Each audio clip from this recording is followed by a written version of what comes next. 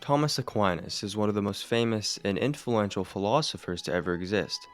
Aquinas, along with the scholastics, masterfully put together and reconciled the Christian faith with Aristotelian philosophy. This philosophical thought of scholasticism, with Aquinas as its head, dominated Europe for centuries in the medieval age, and even much into the Renaissance. Thomas Aquinas' work has provided various degrees of truth and knowledge, such as morality, metaphysics, and understanding how God exists in his nature. Thomas Aquinas was born in around the year 1225 near the town of Aquino in present-day Italy. While just a kid, Aquinas was sent to the Benedictine abbey at Monte Cassino in the hopes that he would be a Benedictine abbot of a monastery like his uncle. This position of abbot was a very powerful and influential position in Europe at the time, and so his parents desired above everything to get him to this point to help them also climb the ladder of nobility. While he studied in Naples, he became aware of the Dominican order of preachers, whose goal was to educate the masses and combat heresy, and Thomas decided to join them instead of the Benedictines in his later teen years. This decision did not go well with his parents, as the Dominican order was just recently recognized by the Pope, and so it didn't have much power. But even furthermore, the order called for a life of poverty. These values, of course, going against the plan that Thomas's parents had for him, and so his own brothers abducted him and kept him under house arrest for 1 year. Around this time, his brothers brought in a harlot or prostitute in his room in order to seduce him so that he wouldn't follow a life of chastity. In his family's eyes, this was better than joining the Dominicans. Famously, Aquinas grabbed a log or stick that had been in the fireplace, and he chased her out with it. He then drew the sign of the cross on his wall and prayed. His family eventually gave up and let him loose, to which he went to the Dominicans. Aquinas studied with the Dominicans at the University of Paris. It was in these years of study that he came in contact with another scholastic, Albert the Great, who was a professor at the University of Paris at the time. Aquinas taught with Albert as well in Cologne, and it was in this time that he wrote various commentaries on the Old Testament.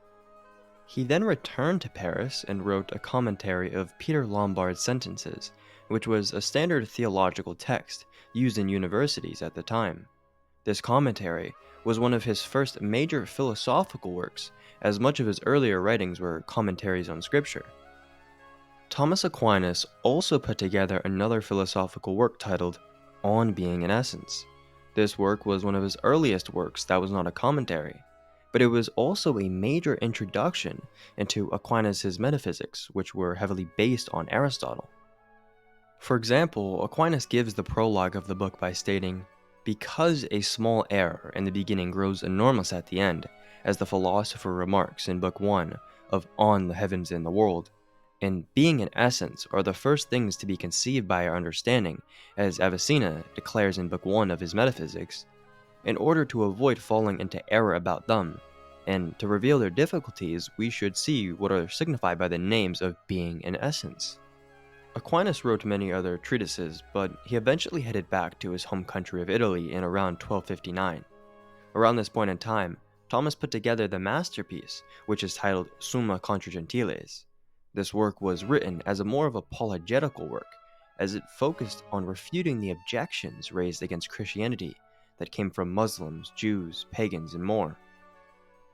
Thomas Aquinas gives his purpose for the work by stating that, "I have set myself the task of making known, as far as my limited powers will allow, the truth that the Catholic faith professes, and of setting aside the errors that are opposed to it."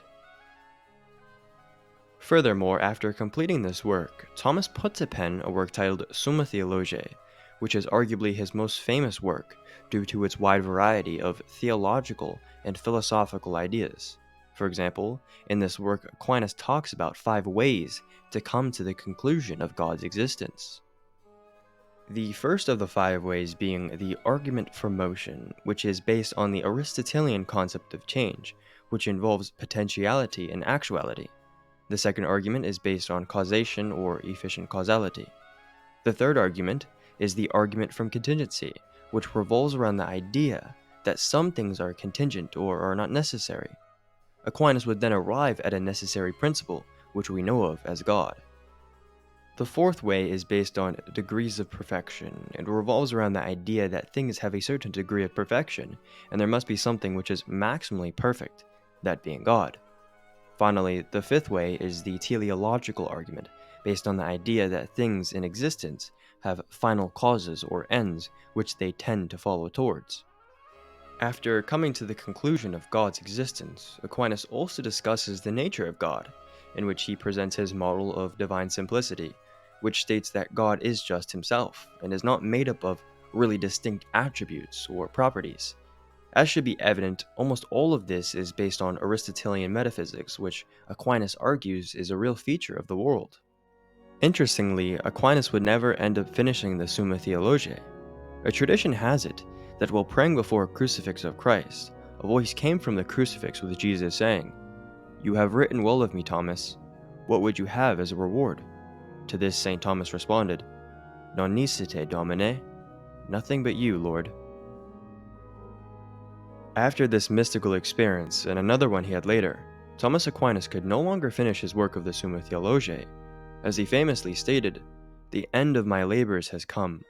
All that I have written appears to be as so much straw after the things that have been revealed to me."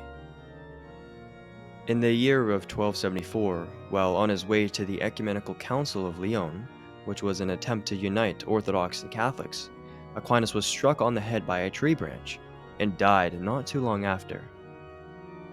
The life and work of Aquinas cannot be overstated. As said before, he is among the greatest philosophers who ever exist, and his work continues to thrive in philosophy and in the Christian faith to this day. Thank you for watching. If you enjoyed this video and want to see more, please consider liking and subscribing. Also, if you want to support my channel, consider becoming a member. As always, God bless.